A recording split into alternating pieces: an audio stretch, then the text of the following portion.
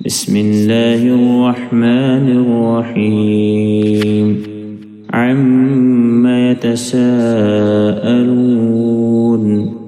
عن النبأ العظيم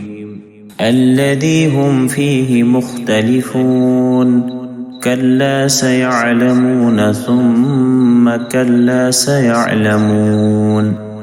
ألم نجعل الأرض مهادا والجبال أوتادا وخلقناكم أزواجا وجعلنا نومكم سباتا وجعلنا الليل لباسا وجعلنا النهار معاشا وبنينا فوقكم سبعا شدادا وجعلنا سراجا وهاجا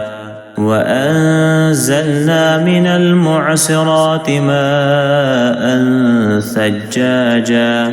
لنخرج به حبا ونباتا وجنات ألفافا إن يوم الفصل كان ميقاتا يوم ينفخ في الصور فتأتون أفواجا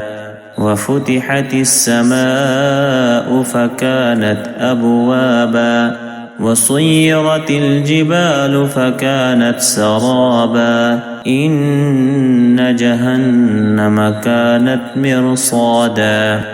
للطاغين مآبا لابثين فيها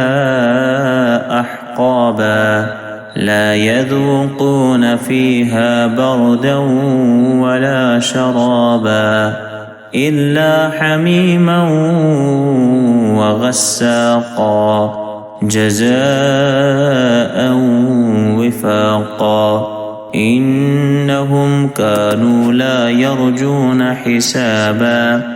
وكذبوا بآياتنا كذابا وكل شيء أحصيناه كتابا فذوقوا فلن نزيدكم إلا عذابا إن للمتقين مفازا حدائق وأعنابا وكواعب أترابا وكأسا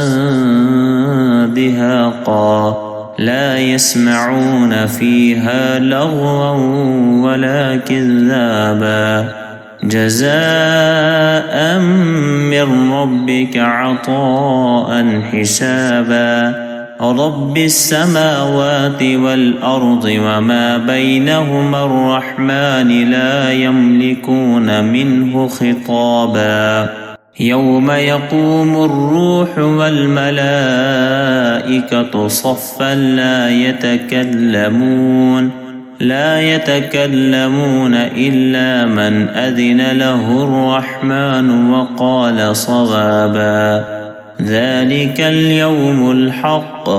فمن شاء اتخذ إلى ربه مآبا إنا أنذرناكم عذابا قريبا يوم ينظر المرء ما قدمت يداه ويقول الكافر يا ليتني كنت ترابا صدق الله العظيم.